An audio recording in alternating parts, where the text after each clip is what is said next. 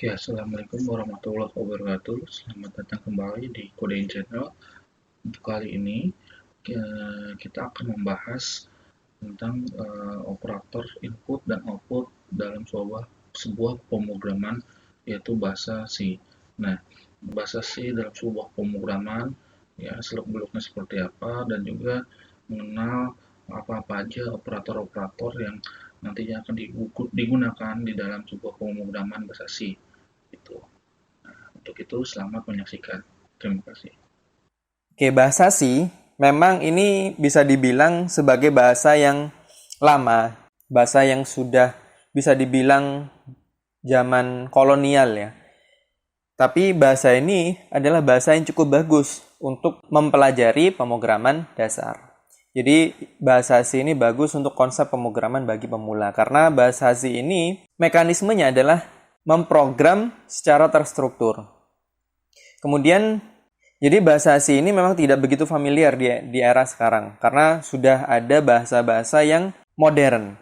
Akan tetapi bahasa C ini justru memberi inspirasi pada bahasa pemrograman lain seperti Java, C++, C#, PHP, dan sebagainya. Karena Java, C++, C# ini anaknya dari bahasa C. Bahasa C ini melahirkan anak-anak pengembangan dari bahasa C itu jadi bahasa Java, C++, dan C#. Makanya bahasa C ini dijuluki sebagai God's Programming Language. Oke, kemudian jadi di bahasa C ini kita akan mudah memahami bahasa pemrograman lain. Kalau kita paham konsep di dalam bahasa C, kita akan mudah untuk mempelajari bahasa pemrograman modern seperti Java, C#, dan lain sebagainya. Kemudian kita akan belajar mengenai sejarah bahasa C. Bahasa C ini dibuat oleh Dennis Ritchie pada tahun 1969 sampai 1973 di Bell Labs. Awal mula kemunculannya dimulai saat pengembangan sistem operasi Unix oleh Dennis Ritchie dan Ken Thompson.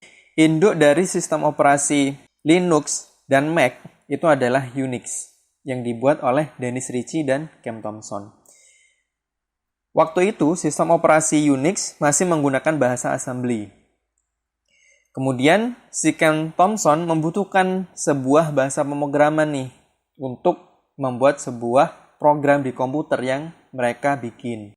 Nah, kemudian Dennis Ritchie ini membuat bahasa pemrograman baru bernama bahasa C dan mulai digunakan pada sistem operasi Unix versi 2. Tapi sebelum ke bahasa C sebenarnya ada pelopornya, itu Ken Thompson membuat bahasa B. Jadi sebelum C, bahasa B.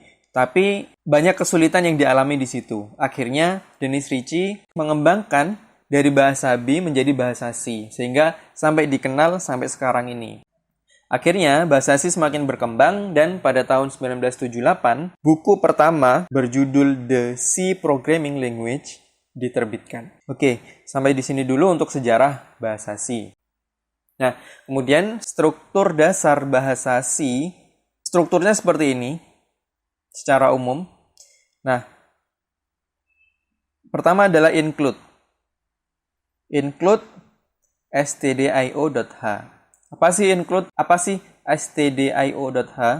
Include itu berfungsi untuk mengimport fungsi-fungsi yang sudah didefinisikan pada file header. Maknanya, include ini untuk mengimport fungsi-fungsi yang ada di dalam file header. Kalau di bahasa PHP, itu juga include namanya. Jadi memasukkan fungsi-fungsi di dalam file header ke dalam file program yang kita buat.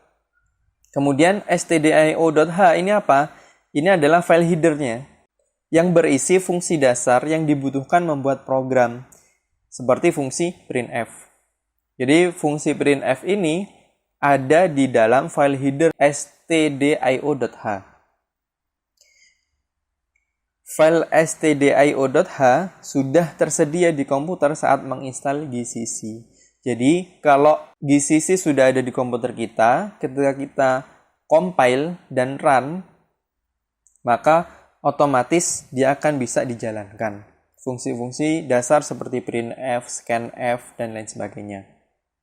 Nah, kemudian bagian kedua void main, kemudian di bawahnya ada printf. Void itu sebuah pernyataan pembuatan fungsi yang tidak memiliki nilai balik atau return. Jadi void ini sebuah pernyataan untuk metode atau fungsi. Jadi void ini bisa digantikan dengan int. Kalau int berarti membutuhkan return, membutuhkan nilai balik. Kemudian main yang ada kurungnya. Nah, ini adalah fungsi. Fungsi main atau metode main ini adalah metode utama yang pertama kali dieksekusi oleh compiler C. Jadi ketika menjalankan program, yang dieksekusi pertama adalah metode atau fungsi mainnya. Itu yang akan dijalankan.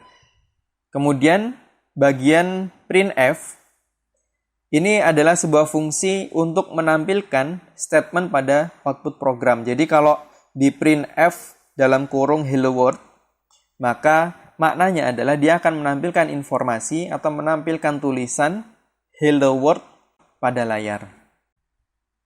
Kemudian kita coba include stdio.h.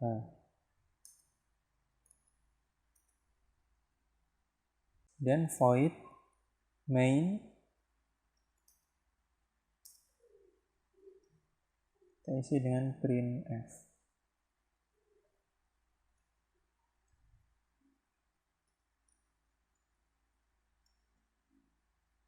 Kita save. Untuk menjalankannya kita jalankan di sini.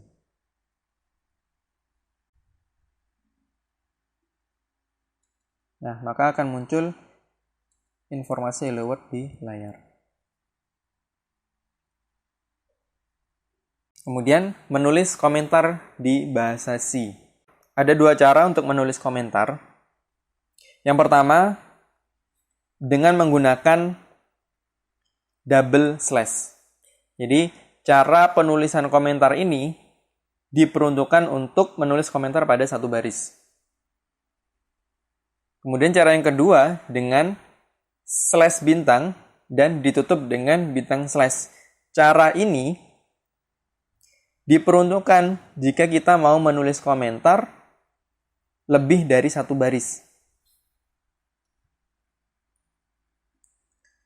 Kalau satu baris, misalkan seperti ini, double slash, import file header stdio.h. Sedangkan kalau mau menulis komentar lebih dari satu baris, backslash bintang ditutup dengan bintang backslash.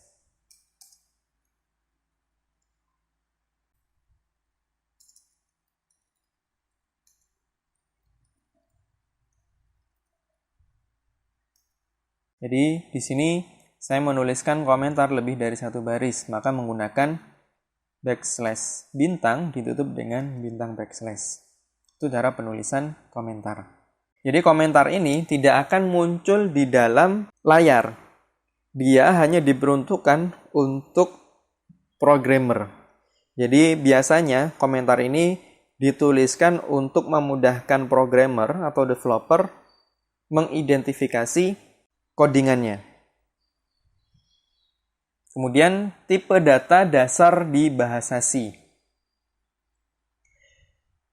Ada 3 kelompok besar di dalam tipe data dasar di bahasa C. Yang pertama adalah karakter. Jadi ada 2 macam di dalam tipe data karakter, bisa dituliskan dengan cara unsigned char. Jadi dia adalah tipe data untuk menyimpan karakter dengan jangkauan 0 sampai dengan 255. Jadi penulisan char ini, penulisan karakter ini bisa kita tulis dalam bentuk angka ataupun kita tulis dalam bentuk huruf atau karakter simbol. Jadi misalkan kalau kita menuliskan huruf A misalkan, maka harus diapit dengan single tanda kutip. Kemudian yang kedua, penulisan yang kedua adalah char. Char di sini tipe data yang menyimpan karakter dengan jangkauan minus 128 sampai dengan 127. Kalau char ini dimulai dari minus. Nah, kalau unsigned itu dimulai dari 0. Nah, penulisan angka pada karakter itu mengacu dari kode ASCII.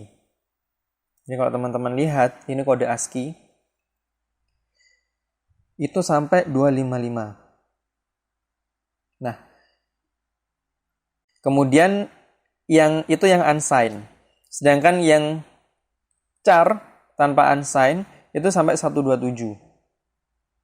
Nah, simbolnya seperti ini. Jadi, yang sampai 127 itu disebut sebagai ASCII control character. Sedangkan yang unsigned char itu sebagai ASCII printable character. Jadi itu karakter-karakter yang bisa ditampilkan di layar. Seperti huruf A itu karakternya adalah 97. Nah, selanjutnya adalah tipe data integer. Jadi di sini ada 4 macam, yaitu unsigned int, kemudian int. Yang serupa dengan int adalah sort. Dia juga memiliki ciri yang sama dengan int, sama persis. Tipe data untuk bilangan bulat dengan jangkauan yang sama. Kemudian unsigned long.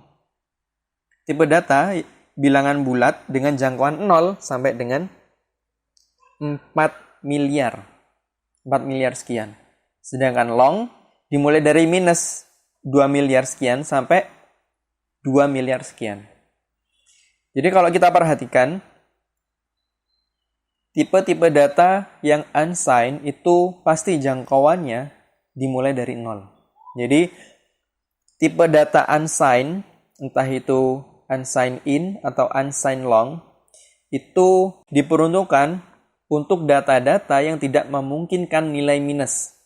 Contoh nih, misalkan tinggi badan, mungkin nggak nilainya minus? Nggak kan? Pasti dari 0 sampai sekian. Berat badan, terus umur, nggak ada umur minus. Yang ada 0. Bayi lahir itu adalah 0 tahun atau 0 bulan, kayak gitu.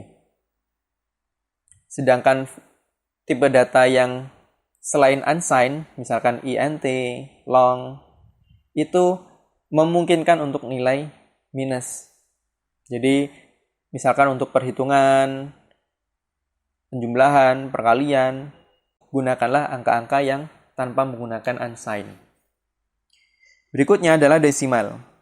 Desimal ini ada float, double, dan long double. Kemudian variabel dan konstanta di bahasa C. Tipe data dan variabel ini dua hal yang tidak bisa dipisahkan. Jadi variabel ini adalah sebuah identitas yang dapat menampung suatu nilai.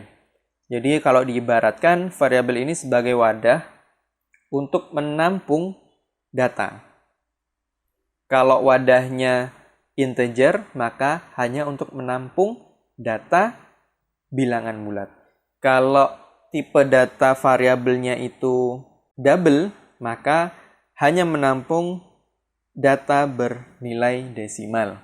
Nah, contoh penulisannya, formatnya adalah tipe data yang tadi saya jelaskan, misalkan int, long, dan lain sebagainya, spasi, kemudian nama variabel. Nah, nama variabel ini memiliki syarat-syarat khusus. Misalnya, tidak diperbolehkan dimulai dengan angka. Tapi kalau underscores boleh. Kemudian, tidak dibolehkan menggunakan karakter crash misalnya kan, karakter hashtag, karakter plus, karakter bintang itu tidak bisa dipakai. Dan tidak bisa menggunakan kata kunci yang sudah tersedia di dalam bahasa C. Misalkan kata kunci main, kata kunci void, itu tidak bisa dipakai untuk nama variabel. Cara yang kedua, tipe data, spasi, nama variabel, kemudian sama dengan, dan diikuti dengan nilainya, langsung mengisi nilainya. Nah, kita coba. Misalkan int, angka. Jadi int ini adalah tipe datanya, angka ini adalah variabelnya. Jadi variabel itu tidak boleh mengandung kata kunci yang sudah tersedia di dalam bahasa C, misalkan void. Nah, ini nggak boleh. Dia pasti error. Sehingga kita menggunakan angka variabel-variabel yang lain. Nah, bisa dengan cara seperti ini, atau bisa juga dengan langsung memberi nilai 10 misalkan. Terus kemudian char huruf. Kalau karakter huruf, kalau misalkan kita mau menuliskan huruf A, maka harus diapit single tanda kutip, diakhiri titik koma. Kalau misalkan desimal, float, angka pecahan 4,5. Nah, maka seperti ini. Kemudian berikutnya konstanta. Konstanta ini mirip dengan variabel. Akan tetapi konstanta ini tidak dapat diubah nilainya. Penulisan konstanta dilakukan sebelum metode main. Jadi sesuai dengan namanya, konstan. Tetap. Konstan itu tetap. Berarti nilainya tidak bisa berubah. Selanjutnya, output di bahasa C. Bagaimana cara kita untuk menampilkan sebuah informasi atau menampilkan data dari variabel yang ada di program kita untuk ditampilkan di depan layar. Bisa dilakukan dengan beberapa cara. Karena ada beberapa fungsi yang bisa kita gunakan. Pertama adalah fungsi printf, yaitu perintah atau fungsi di bahasa C yang digunakan untuk menampilkan semua jenis output, baik itu teks biasa, hello world misalkan, ataupun untuk menampilkan data dari variabel, baik itu variabel bertipe numerik, karakter, ataupun teks bertipe string. Yang kedua adalah puts. Di sini digunakan untuk menampilkan teks biasa. Jadi puts ini tidak bisa menampung atau menampilkan data dari variabel. Dia hanya menampilkan sebuah teks biasa.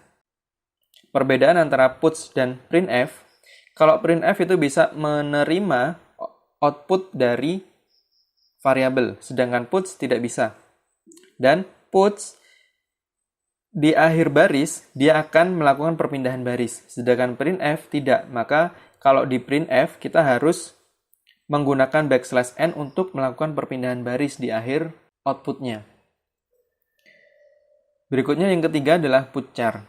Di sini digunakan untuk menampilkan sebuah karakter. Dan ini memang jarang digunakan karena keterbatasan kemampuan dari putchar itu. Jadi, putchar ini hanya bisa menampilkan sebuah karakter saja. Dia tidak bisa menampilkan dari variabel, juga tidak bisa untuk menampilkan teks. Hanya sebuah karakter saja. Ditambahkan \n pun tidak bisa. Karena di dalam kurungnya hanya bisa disisipkan single kutip, yang mana itu adalah ciri dari karakter. Nah, setiap tipe data itu memiliki kode formatnya yang digunakan untuk mengidentifikasi tipe datanya. Berikut ini adalah kode formatnya. Kita harus menghafal ini. %C digunakan untuk menampilkan data karakter. %S untuk data string. %I atau %D untuk bilangan bulat. Kalau untuk bilangan desimal menggunakan %F atau %E. Kalau bilangan oktal pakai %O, bilangan heksadesimal pakai %X, dan bilangan unsigned yang tipe datanya unsigned, seperti contohnya unsigned in, unsigned long, unsigned char, itu kode formatnya adalah %U. Jadi misalkan unsigned in, kita tidak bisa menggunakan %D, karena unsigned itu menggunakan kode format %U. Oke, kita coba di dalam pemrograman. Pertama, kita coba menerapkan konstanta di bahasa C.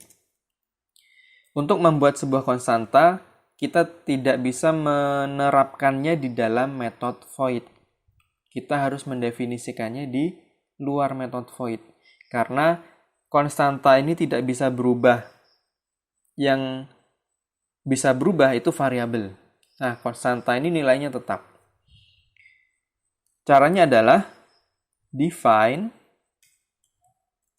kemudian nama konstantanya, umumnya penggunaan atau pembuatan nama konstanta itu menggunakan huruf besar. Meskipun pakai huruf kecil pun tidak ada masalah, tapi umumnya menggunakan huruf besar. Judul.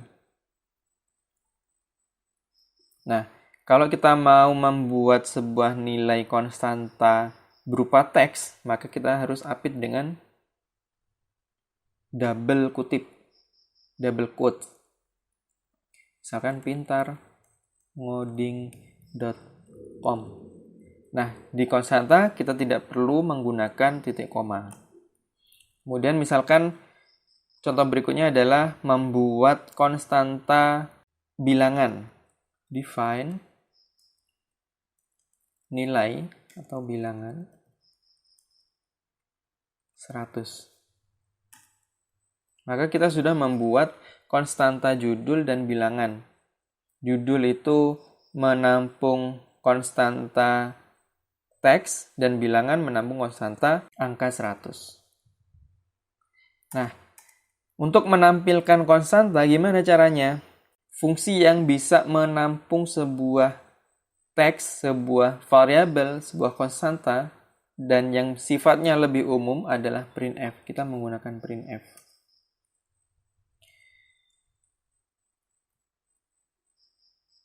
Kita berikan informasi konstanta judul adalah dia tipenya adalah string, maka menggunakan kode format S. Jadi seperti ini cara penulisannya. Sehingga ketika kita tampilkan nanti di layar, di program, muncul teks konstanta judul adalah pintarngoding.com. Nah, untuk mengidentifikasi bahwa %S ini dari konstanta judul, kita deklarasikan di sini. Dipisahkan koma dan nama variabel atau konstantanya, yaitu judul. Nah, titik koma. Biar ini lebih rapi, kita beri pindah baris, perpindahan baris. Kita enter. Kita coba jalankan. Nah, konstanta judul adalah pintar ngoding. Oke, press any key. Nah, selanjutnya, misalkan konstanta bilangan. Sama caranya, printf konstanta bilangan adalah, dia tipe datanya apa? Tipe datanya adalah bilangan bulat. Maka bisa menggunakan %i atau %d. Kita coba pakai %i deh. Nah, kemudian dipisahkan koma dan kita panggil nama konstantanya, bilangan. Biar rapi, kita beri \n. Kita jalankan. Maka muncul konstanta judul adalah pintar ngoding dan konstanta bilangan adalah 100. Oke. Sedangkan penerapan puts gimana? Puts itu hanya menampilkan teks biasa, tidak bisa menerima data dari variabel atau konstanta. Jadi kalau mau menerapkan puts,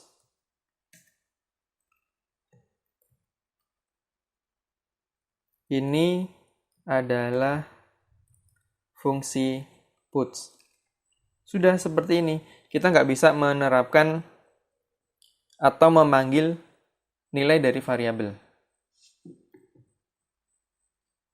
Nah, Sifat dari puts, dia setelah menampilkan teks ini, dia akan melakukan pindah baris. Jadi tidak perlu diberikan \n.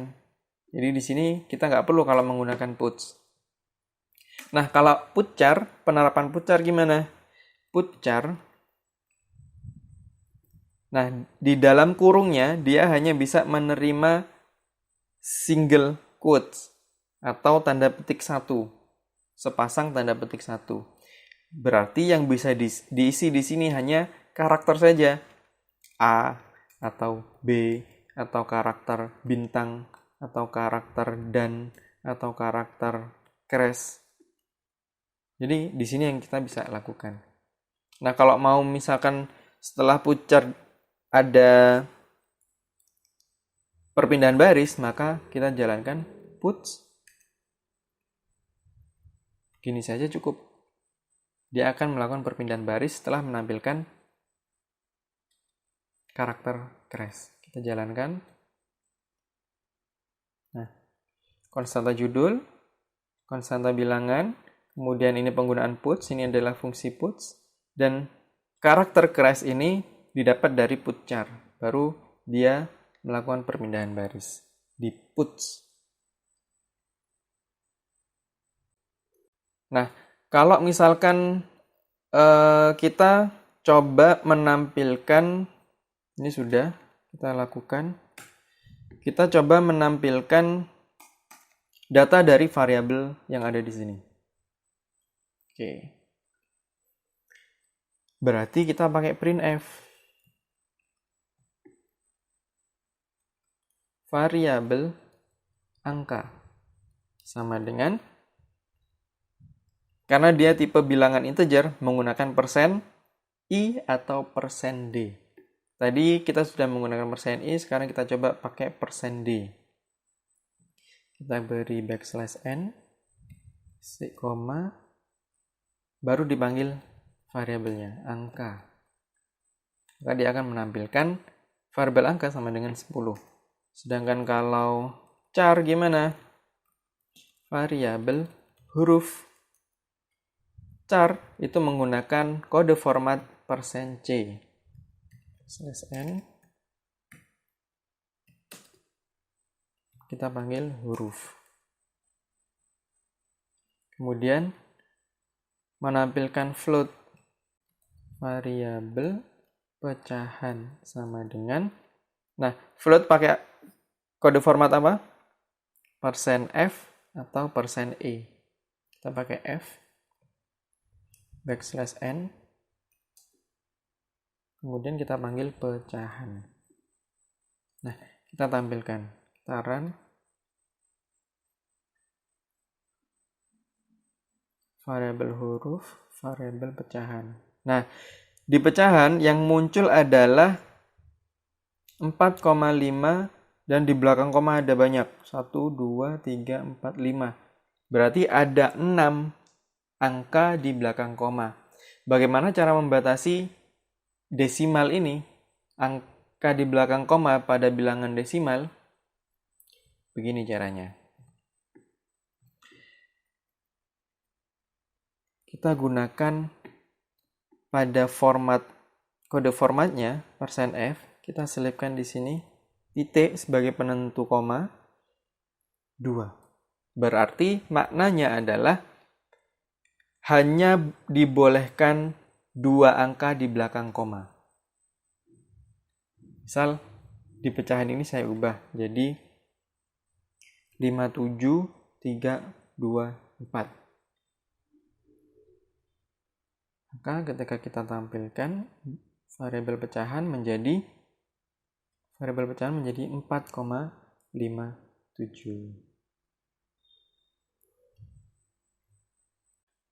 Pembahasan berikutnya adalah mengenai bagaimana caranya program di bahasa C itu menerima input atau masukan dari user.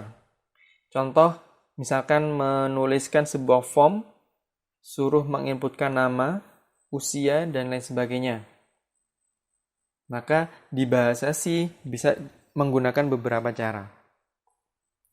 Pertama, menggunakan scanf. Ini sifatnya lebih umum ya, sama seperti kalau menampilkan itu printf. Nah, kalau mau menerima input, yang umum digunakan adalah scanf. Digunakan untuk menerima input berupa data numerik, karakter, ataupun string. Cara kedua menggunakan get, digunakan untuk menginputkan data bertipe karakter dan string. Cara yang ketiga, getChar, digunakan untuk menginputkan data bertipe karakter. Yang keempat, yaitu get, digunakan untuk membaca data karakter. Ketika input menggunakan fungsi ini, karakter tidak akan ditampilkan di layar, sehingga sering digunakan untuk meminta inputan user. Jadi kalau kita misalkan masukkan password Anda. Nah, biasanya di terminal atau di command prompt, kalau diminta untuk menginputkan password, itu karakternya tidak akan muncul. Nah, itu kita bisa pakai menggunakan gets. Jadi, fungsi gets ini sering dipakai untuk meminta inputan password. Sehingga tidak akan muncul karakter-karakter yang diketikkan di program. Cara berikutnya adalah getche. Digunakan untuk membaca data karakter, tetapi bedanya dengan get, karakter yang diketikkan itu ditampilkan di layar. Oke, sekarang kita terapkan bagaimana cara menerima inputan atau meminta inputan user di program bahasa C. Misalkan kita meminta inputan usia, maka kita menggunakan fungsi scanf. Kemudian usia ini bertipe apa? Tipe integer, berarti pakai %d. Kemudian di sini diberi simbol, dipanggil nama variabelnya usia.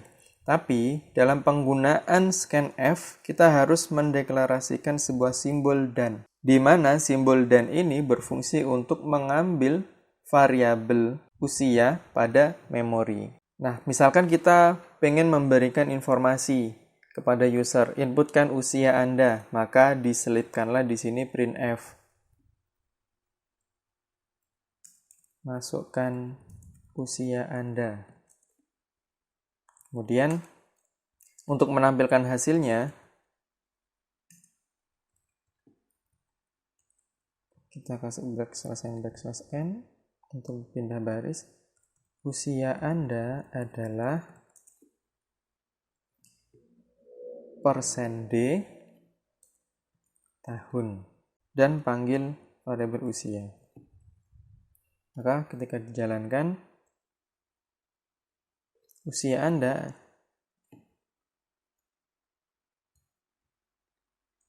(30). Kemudian muncul di sini usia Anda adalah 30 tahun. Kalau misalkan kita meminta inputan IPK juga. IPK itu memungkinkan koma, berarti pakai float.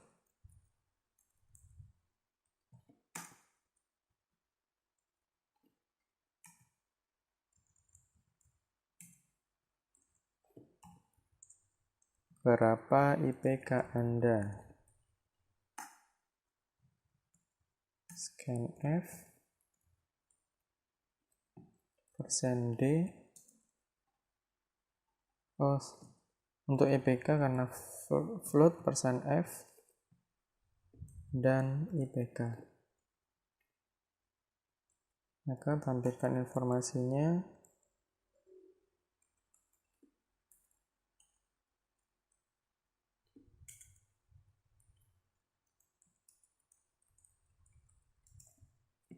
%f,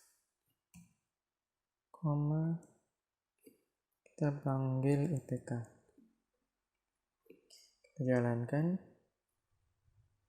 Usia Anda 30. IPK Anda 3,75. Oke. Kita perlu membatasi komanya. 2 angka di belakang koma.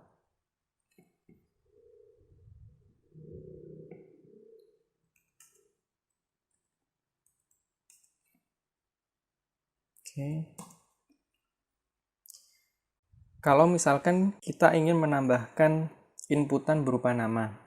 Oke, jadi di bahasa pemrograman C itu memang tidak ada tipe data string atau yang berfungsi untuk menampung teks, khusus untuk teks. Tapi bisa kita memanfaatkan tipe data char dalam bentuk array. Jadi kita panggil tipe data char, nama, kemudian kita deklarasikan sebuah simbol array. Kemudian kita beri batasi 20 karakter.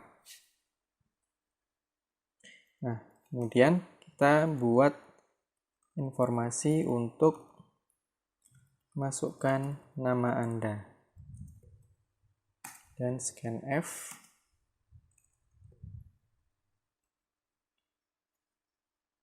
Untuk string kita menggunakan kode format S.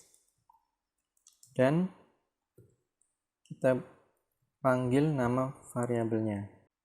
Untuk variabel nama, yang mana variabel ini merupakan variabel array, itu tidak perlu menggunakan simbol dan. Jadi tidak perlu menggunakan simbol dan. Karena secara otomatis ketika membuat variabel char itu sudah otomatis mengambil alokasi memori untuk variabel ini. Jadi tidak perlu kita menggunakan simbol dan. Tapi kalau mau menggunakan simbol dan juga nggak ada masalah, sama saja. Oke. Kemudian kita panggil di sini printf \n nama Anda adalah, kemudian kita panggil kode S variabel nama. Nah, kita jalankan. Sorry, ini ada yang salah, printf seharusnya.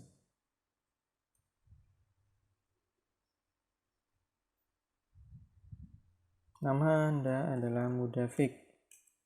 Usia Anda 31, FK 3,89. Nah, maka muncul keterangan ini. Nama, usia, dan IPK. Nah, kita coba jalankan lagi. Mudafik Rian. Nah, dia langsung berhenti tanpa meminta memasukkan usia dan IPK. Nah, kenapa ini bisa terjadi? Karena ketika ada karakter spasi, dia tidak akan membaca. Sehingga ketika ada spasi, dianggap program itu berhenti. Bagaimana cara menyiasatinya? Ada dua cara yang bisa dilakukan.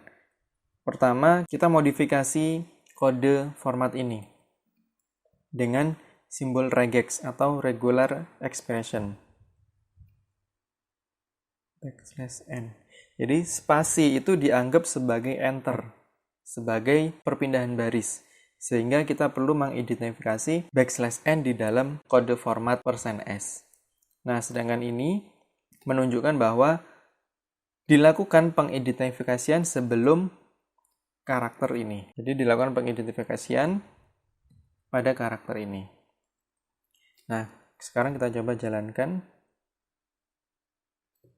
Mudafik Rian 31 3,98. Maka dia akan menampilkan atau bisa membaca karakter spasi. Cara yang kedua itu dengan kita menggunakan gets. Dengan kita menggunakan gets, kita sudah bisa memanfaatkan penulisan teks yang ada spasinya. Nah, tapi pada penggunaan gets, ini kita tidak perlu mendeklarasikan kode formatnya. Cukup panggil nama variabelnya, yaitu nama. Terus kita jalankan. Pintar ngoding.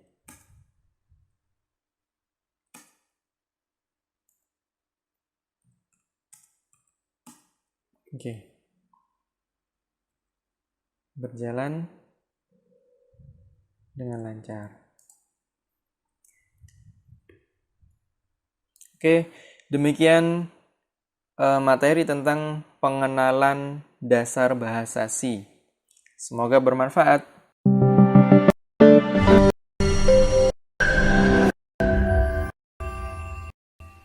Apa sih operator dalam konteks kita sebagai seorang programmer? Apa sih operator itu dalam bahasa pemrograman?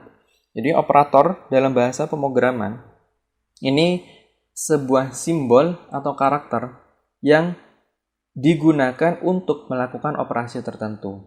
Seperti halnya operasi penjumlahan, pengurangan, perkalian, pembagian itu menggunakan operator. Yaitu penjumlahan menggunakan simbol plus, pengurangan menggunakan simbol minus, dan lain sebagainya. Ada beberapa macam operator dalam bahasa pemrograman C. Yang pertama adalah operator aritmatika.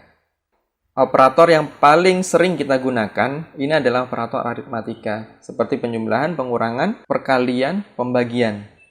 Dan ada satu operator lagi untuk menghitung atau mencari sisa hasil bagi. Kemudian yang kedua adalah operator increment dan decrement. Ketiga, operator relasi. Keempat, operator logika. Kelima, operator bitwise. Kemudian operator penugasan atau assignment. Dan terakhir, operator ternary.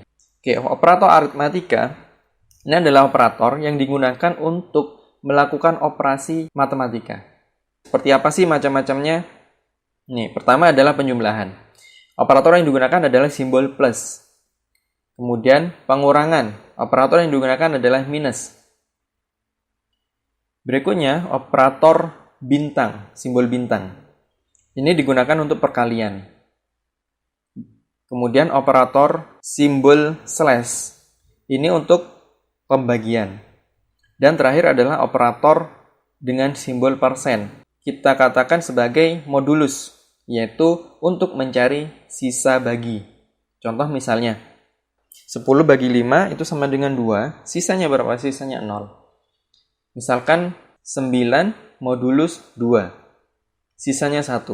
Karena 9 bagi 2 itu sama dengan 4, tapi sisa 1. Nah, di modulus ini yang dicari adalah sisa baginya, bukan hasil pembagiannya.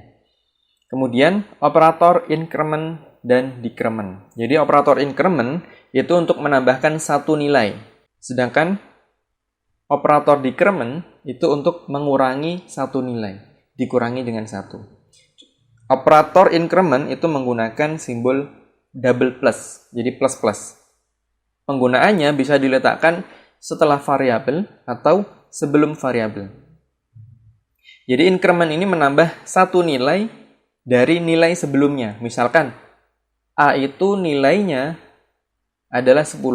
Maka ketika dilakukan operator increment A++, maka nilai A menjadi 11.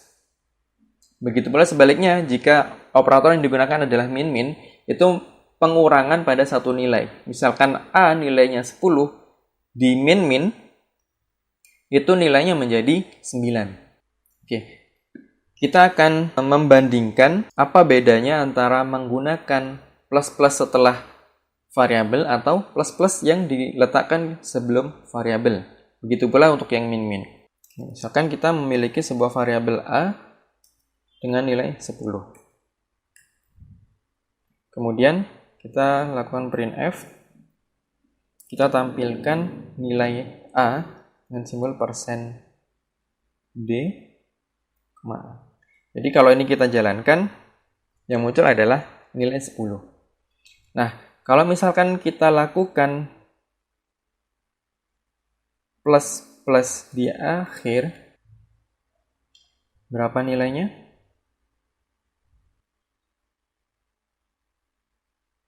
Nilainya tetap 10. Sedangkan ketika kita letakkan plus-plusnya di awal, nilainya jadi 11. Nah, kenapa kok ketika plus-plusnya diletakkan di akhir itu tidak ditambah nilainya? Karena ketika plus-plusnya ada di akhir, perintahnya adalah mencetak printf. mencetak nilai dari variabel A. Maka langsung dicetaklah nilainya, yaitu 10. Baru kemudian ditambahkan di plus-plus. Jadi dia akan nampak pertambahan nilainya ketika kita menjalankan printf setelahnya. Kita jalankan printf, kita enter %d, kita tampilkan A. Maka ada dua nilai, yang pertama adalah 10, yang kedua adalah 11. Jadi yang 10 pertama dia mencetak dulu baru di plus-plus. Yang kedua, karena sebelumnya sudah di plus-plus, maka outputnya muncul di printf yang kedua. Begitu pula untuk yang min-min. Nah, umumnya plus-plus itu diletakkan tidak di dalam printf, tapi diletakkan di luar. A++. Kalau dia diletakkan di sini, maka tidak ada beda mau dia diletakkan di awal atau di depan, karena prosesnya adalah dia menginkremen atau ngedikremen dulu, baru kemudian dicetak. Jadi kalau di sini dia mau plus-plus di awal atau di akhir sama saja. Jadi misalkan ini harusnya kan dia bertambah 1, jadi 11. Nah, begitu pula untuk plus-plus di awal. Sama hasilnya, yaitu 11. Jadi itu perbedaan antara penggunaan increment-decrement diletakkan setelah variabel atau sebelum variabel. Operator berikutnya adalah operator relasi. Operator ini digunakan untuk membandingkan dua buah nilai. Namanya membandingkan, dia pasti berupa dua nilai. Bernilai true, yaitu simbolnya adalah 1, atau false, simbolnya adalah 0. Jadi misalnya, membandingkan apakah 10 kurang dari 1, berarti kan hasilnya dia benar atau salah. Seperti itu. Jadi macam-macamnya, pertama adalah sama dengan. Simbolnya adalah double sama dengan. Beda dengan penggunaan sama dengan single sama dengan. Kalau single sama dengan itu digunakan untuk memberi nilai. Tapi kalau double sama dengan atau double equals itu digunakan untuk membandingkan. Kemudian tidak sama dengan, simbolnya adalah tanda seru sama dengan. Lebih besar, kurang dari, lebih besar sama dengan, kurang dari sama dengan. Jadi output dari operator relasi ini adalah true atau false yang disimbolkan dengan angka 1 untuk true, angka 0 untuk false. Kita memiliki nilai A sama dengan 10, B sama dengan 5. Kita bandingkan in hasil relasi sama dengan apakah A sama dengan B? Jadi beda ya. Kalau sama dengan single equals, sama dengannya 1, itu digunakan untuk memberi nilai. Yaitu 10 adalah nilai dari A. Atau B bernilai 5. Nah, kalau double sama dengan ini digunakan untuk membandingkan. Kita lihat hasilnya. Printf %d hasil relasi. Oke, kita jalankan.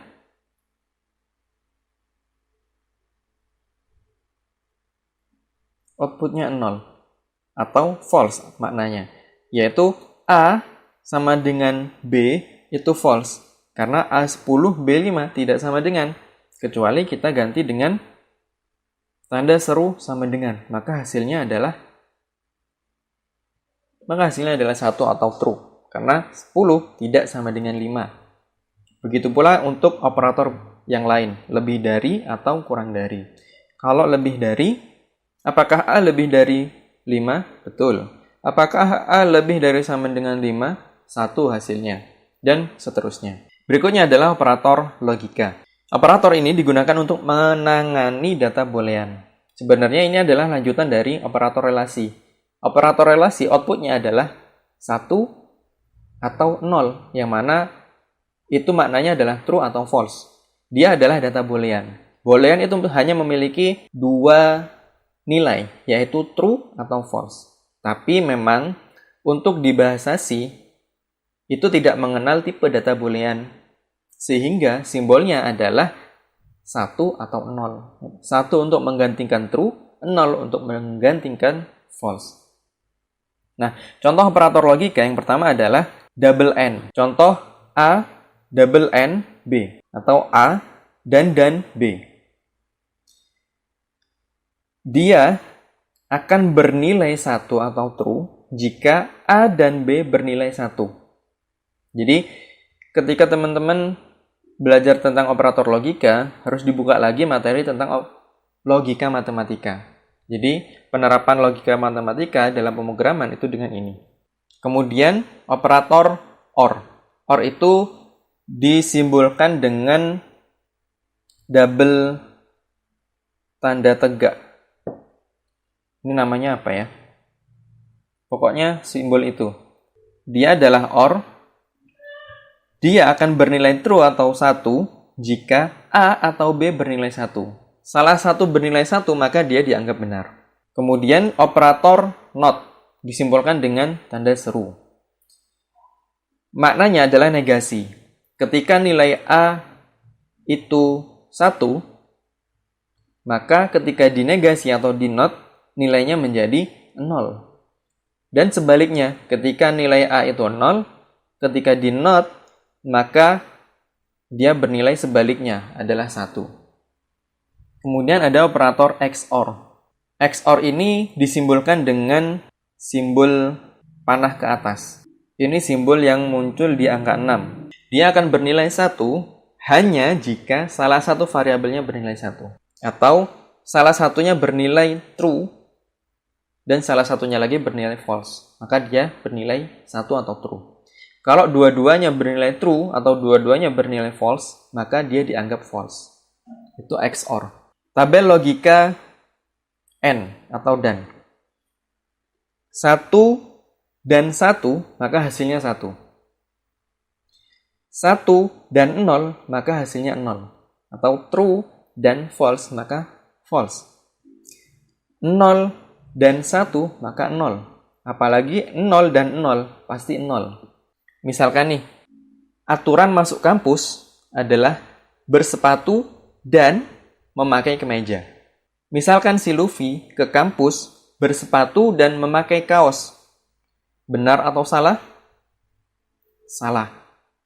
Karena yang terpenuhi hanya satu syarat saja, yaitu bersepatu. Jadi, sifat dari logika DAN atau AND itu adalah semua variabel harus bernilai true. Baru dia bernilai true. Salah satu false, maka dia dianggap false. Jadi, semua syarat dia harus benar. Contoh lain, si Sanji ke kampus bersandal dan memakai kemeja. Ini juga salah, karena yang terpenuhi hanya satu syarat. Seharusnya, agar si Sanji itu bernilai benar, maka dia harus bersepatu dan memakai kemeja, baru dia nilainya true atau benar. Tabel logika OR. Variabel 1 bernilai 1 atau true, variabel 2 bernilai 1 atau true, maka hasilnya true. Kemudian, ketika 1 atau 0, maka dia juga true. 0 atau 1, maka dia true. Dia akan bernilai salah kalau kedua variabel itu bernilai false.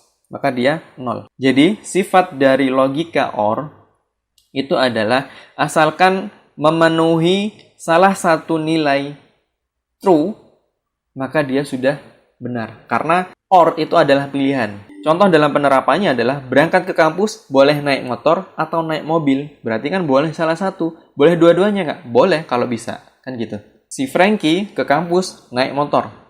Benar atau salah? Benar, karena sudah terpenuhi salah satu. Berikutnya, si Usop ke kampus naik truk. Benar atau salah? Dia salah. Karena syaratnya adalah naik motor atau naik mobil. Berarti pilihannya hanya naik motor atau naik mobil. Kalau naik yang lainnya, naik truk, naik bus, berarti salah. Berikutnya adalah tabel logika NOT. NOT ini negasi. Ketika dia bernilai 1, ketika diberi simbol NOT, maka dia 0. Ketika dia bernilai 0 dan di NOT, maka dia bernilai 1. Tabel logika XOR. Variabel 1 dan variabel 2 sama-sama bernilai 1 atau true, maka hasilnya 0.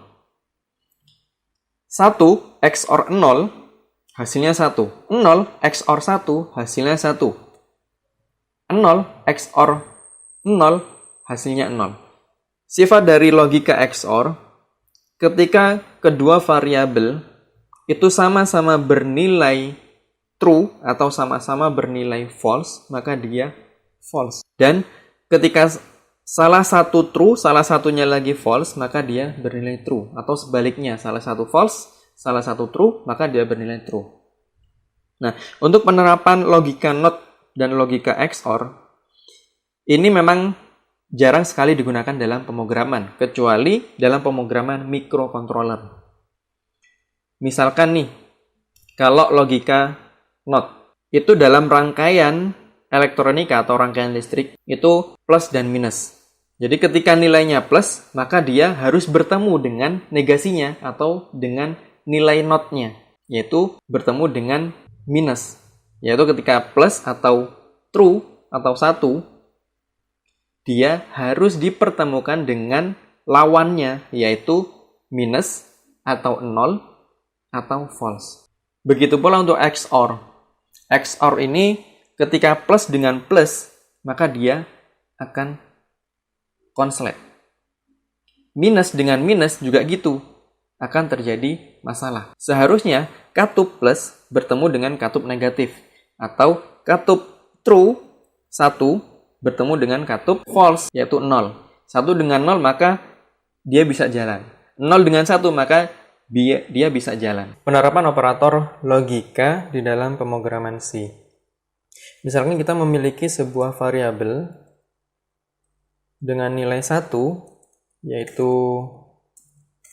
sebagai true, kemudian variabel B bernilai 0 sebagai nilai false. Kemudian kita tampilkan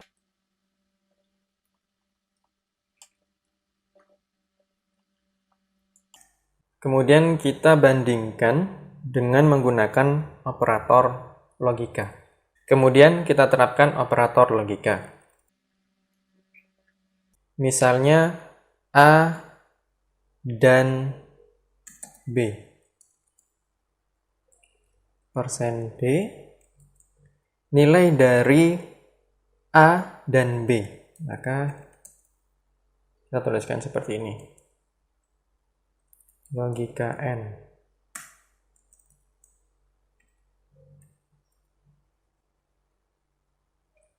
A or B sama dengan persen D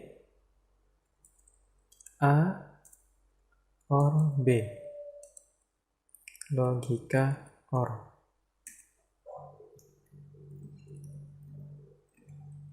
Printf not A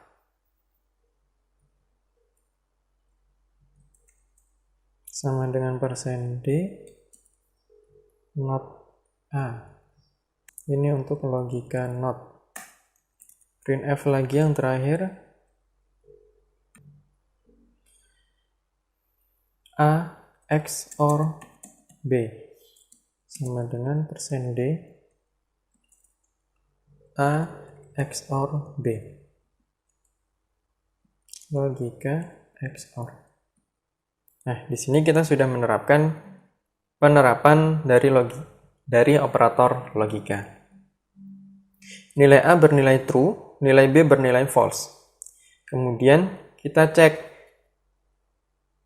nilai dari A dan B, dia seharusnya apa? Kalau A-nya true, B-nya false, dia seharusnya false.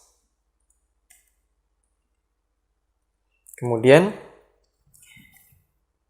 A or B nilainya adalah true atau benar, berarti nilainya true. Salah satu bernilai benar, maka true.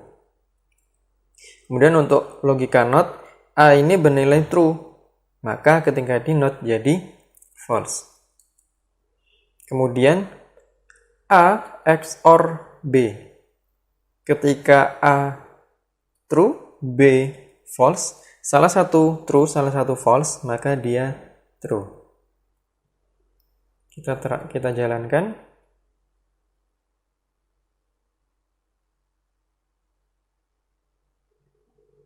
Oke. True dan false hasilnya adalah false. True or false hasilnya adalah true. Not true maka false. True XOR false nilainya adalah true. Oke. Berikutnya adalah operator bitwise. Apa itu operator bitwise? Jadi ini adalah operator yang digunakan untuk operasi bit per bit atau biner pada nilai integer. Jadi nilai integer itu akan dijadikan menjadi bit per bit, dalam hal ini adalah biner. Nilai biner itu adalah 1 dan 0. Kemudian diproses oleh operator ini. Operator pertama adalah operator dan. Operator di sini adalah pakai single and atau single dan. Beda dengan operator logika yang menggunakan double and atau double dan. Ketika kita menerapkannya dannya itu 1, maka dia akan diproses menjadi biner terlebih dahulu. Dari biner diproses, kemudian dijadikan desimal lagi. Jadi itu adalah proses operator bitwise. Contohnya adalah 10 dan 12. Jadi angka 10 ini dirubah dulu jadi bilangan biner. Angka binernya adalah 1010. Teman-teman masih ingat bagaimana caranya mengubah bilangan biner? Ini sedikit review. Bilangan desimal 10 ketika mau diproses menjadi bilangan biner, langkahnya adalah 10 dibagi 2 sama dengan 5. Sisanya adalah 0. 0 ini dimasukkan ke dalam kumpulan bilangannya. Jadi sebagai bilangan binernya. Kemudian 5 tadi, hasil pembaginya, 5 ini dibagi 2 sama dengan 2, sisanya 1. 1 dimasukkan menjadi kumpulan bilangan binernya. Kemudian terakhir, 2 dibagi 2 sama dengan 1. Sisanya adalah 0. 0 masukkan. Terakhir, yang 1 tadi baru dimasukkan. Jadi didapatlah bilangan desimal 10 itu bilangan binernya adalah 1010.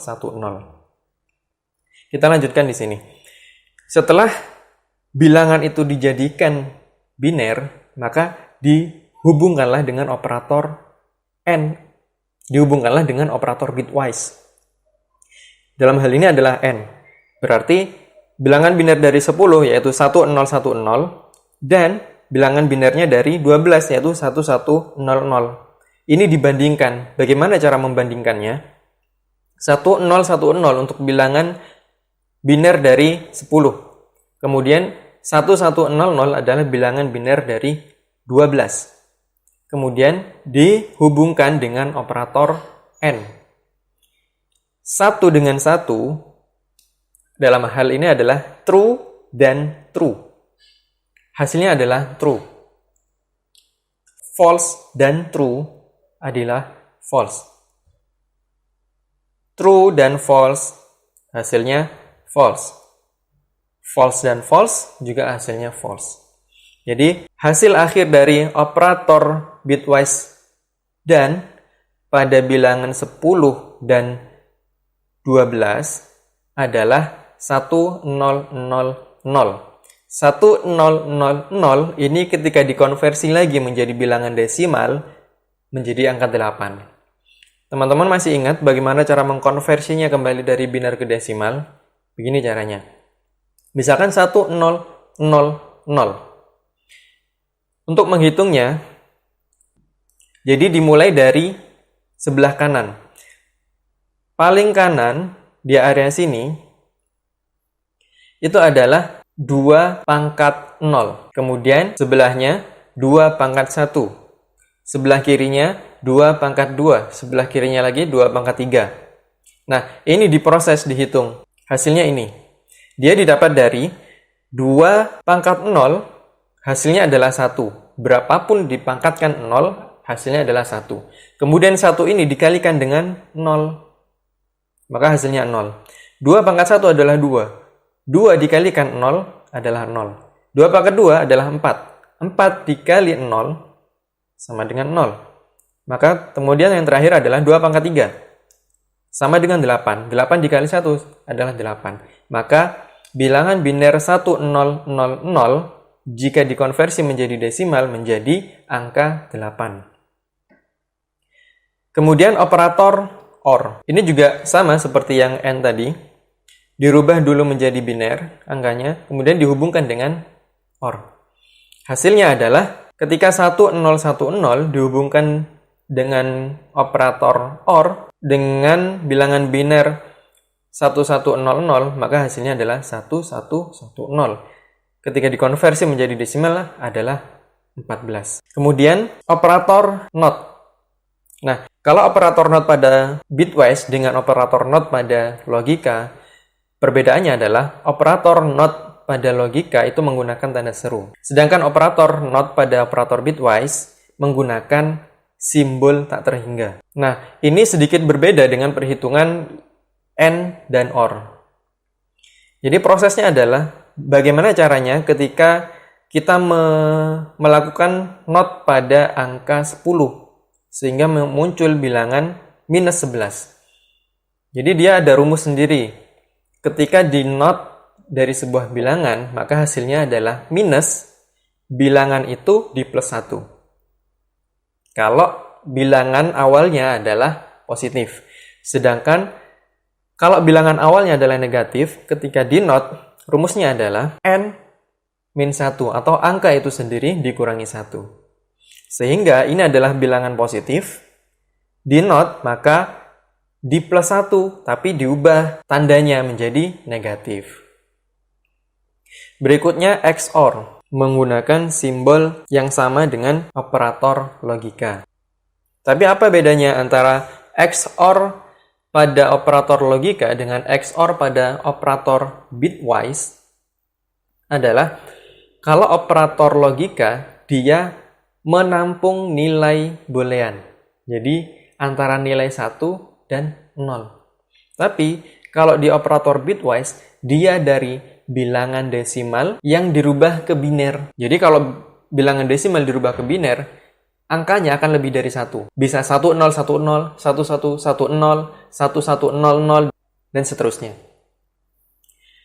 Kemudian left shift. Simbolnya adalah panah ke kiri 2 kali, left shift. Contohnya adalah 10 di left shift 1. Berarti adalah bilangan biner dari 10 ini digeser ke kiri sebanyak 1 kali.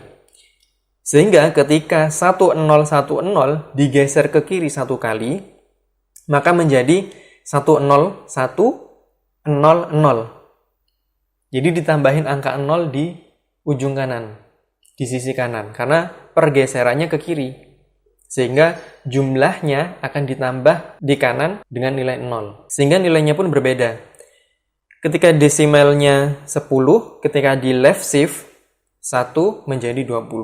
Jadi angka 1 ini itu bisa kita rubah dengan angka 2, 3, tergantung kita mau menggeser sebanyak berapa kali. Berikutnya, sebaliknya adalah right shift, yaitu pergeseran ke arah kanan. Ketika 10 digeser ke kanan sebanyak 1 kali, maka bilangan biner 1010 digeser ke kanan menjadi 0101. Sehingga ketika dijadikan desimal menjadi 5. Oke, kita terapkan dalam pemrograman C. Misalkan kita memiliki sebuah variabel A dengan nilai 20 dan B dengan nilai 15. Maka kita bandingkan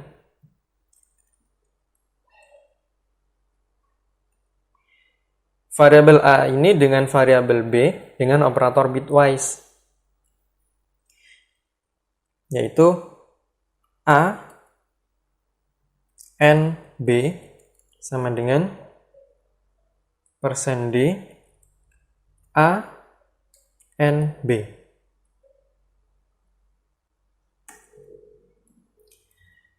Kemudian untuk yang OR, A OR B sama dengan persen D A OR B. Kemudian not A sama dengan persen D not A. Kemudian XOR A XOR B sama dengan persen D A XOR B. Nah, coba kita hitung sendiri. Nilai biner dari 20 adalah 10100. Dihubungkan dengan operator dan pada bilangan 15. Bilangan biner dari 15 adalah 01111. Sebenarnya bilangan biner dari 15 adalah ini. Karena kita menghubungkan dengan 5 digit angka biner, maka kita tambahkan 0 di sisi kiri. Sehingga kalau kita hitung, true dengan false bernilai false. False dengan true bernilai false. True dengan true bernilai true. False dengan true bernilai false. False dengan true bernilai false. Maka ketika dikonversi menjadi desimal adalah ini adalah 2 pangkat 0, 2 pangkat 1, dan 2 pangkat 2. 2 pangkat 2 adalah 4. Maka seharusnya hasilnya adalah 4. Oke, kita coba langsung jalankan aja. Bener nggak nih perhitungannya? Oke, kurang rapi. Biar rapi kita tambahkan backslash n. Oke, kita jalankan lagi. Oke, A dan B 4. A OR B 31. Not A sama dengan min 21. Karena A-nya adalah 20. Maka rumusnya adalah dirubah tandanya yang positif menjadi negatif, kemudian di plus 1. Kemudian A XOR B sama dengan 27. Oke, kita coba bandingkan dengan kalkulator. Misalkan A itu 20, bitwise N dengan 15. Hasilnya adalah 4, benar. 20 di bitwise OR dengan 15 sama dengan 31. Kemudian 20 di not, maka hasilnya min 21. Kemudian 20 di bitwise XOR dengan 15, hasilnya adalah 27. Oke, jadi program kita sudah benar. Operator berikutnya adalah operator penugasan atau assignment operator. Operator ini merupakan operator yang digunakan untuk memberi nilai pada sebuah variabel.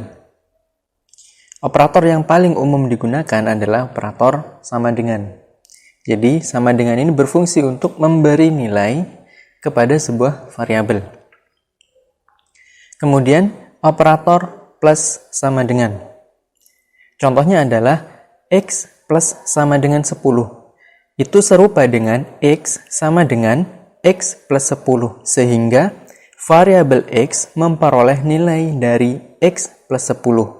Misalnya, X nilai awalnya adalah 5. Kemudian dilakukan operasi X plus sama dengan 10, maka nilai X ditambahkan dengan 10. Nilai X yang awalnya 5 ditambahkan dengan 10.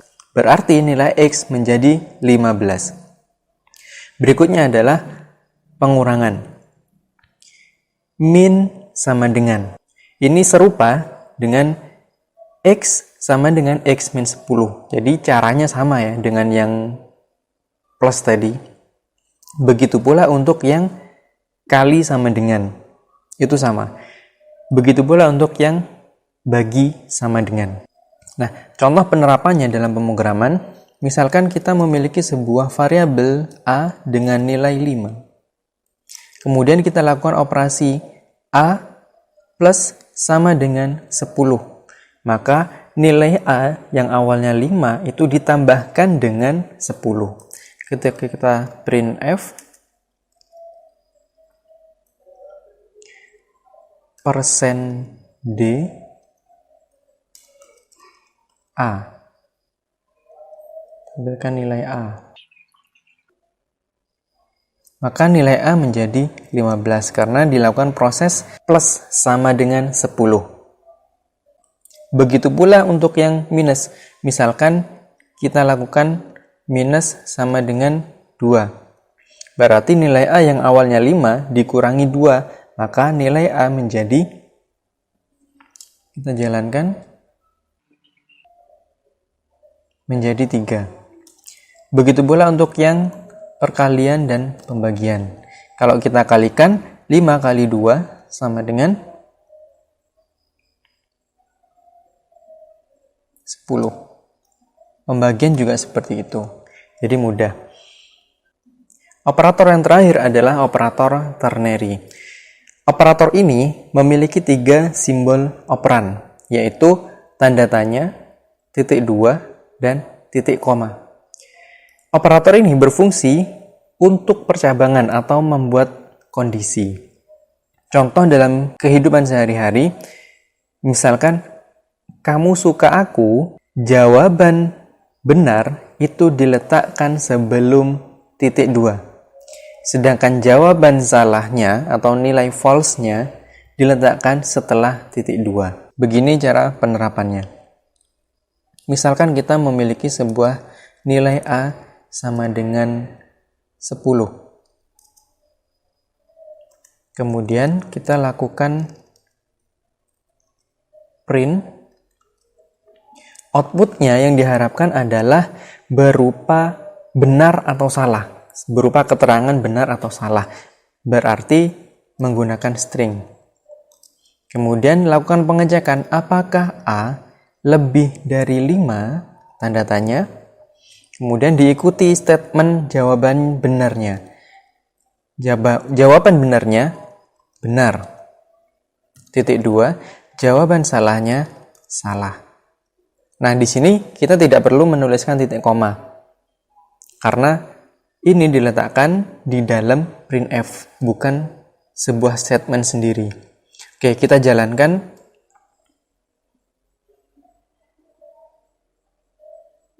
Oke, maka nilainya benar. Misalkan kita ganti menjadi angka 4. Salah. Oke. Hasilnya adalah salah. Berarti benar ya. Contoh lain, misalkan kita mau menerjemahkan sebuah bulan menjadi nama bulan. Jadi misalkan bulan ke-1 itu nama bulannya adalah Januari.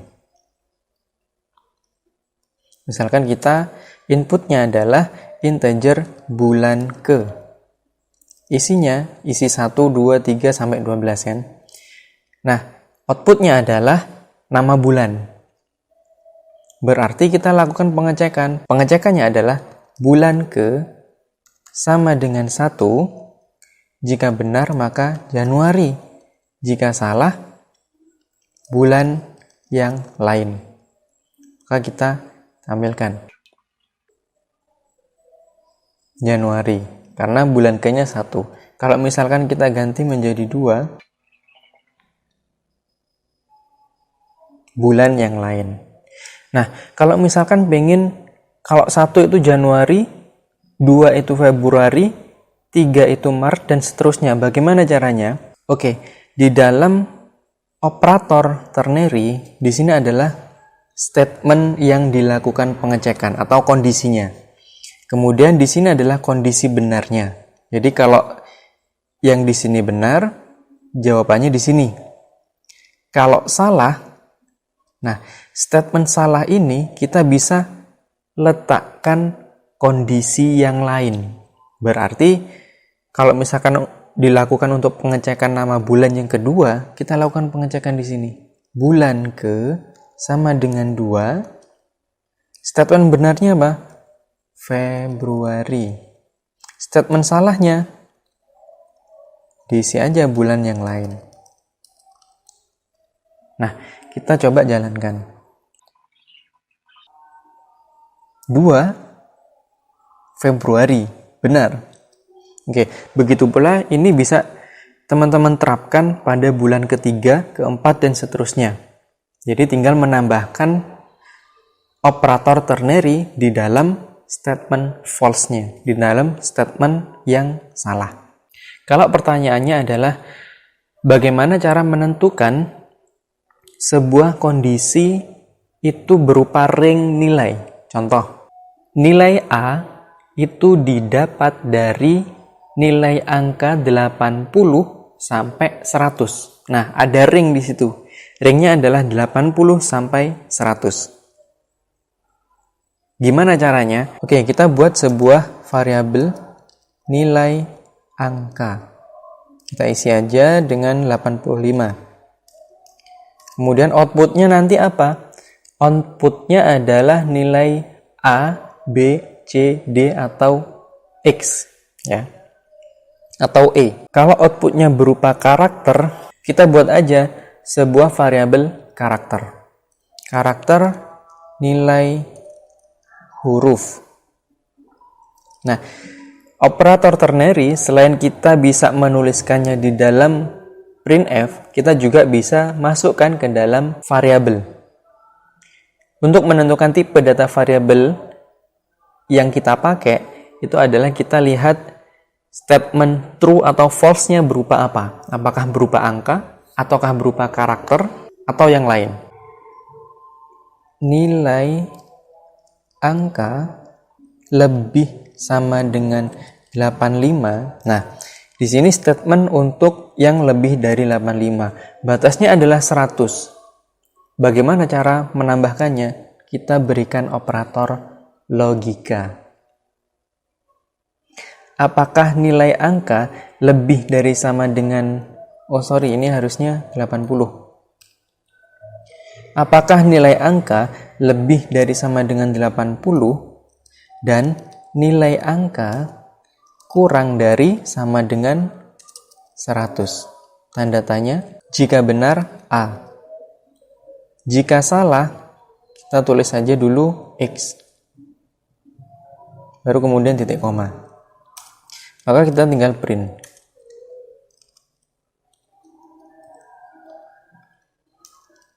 Nilai angka persen D kita ambil dari variabel ini sama dengan persen C kita ngambil dari variabel ini. Maka penulisannya kita panggil dulu yang nilai angka, karena yang persen D dulu yang kita panggil. Kemudian koma nilai huruf. Maka ketika kita jalankan, nilai angka 85 sama dengan A. Kalau kita ganti dengan nilai 78, nilai angka 78 sama dengan X. Nah, teman-teman bisa menambahkannya statement yang lain. Misalkan untuk nilai B, dia antara ring berapa sampai berapa. Nilai C, ring berapa sampai berapa. Nah, itu tinggal ditambahkan di statement false-nya. Oke, terima kasih sudah menyimak video ini.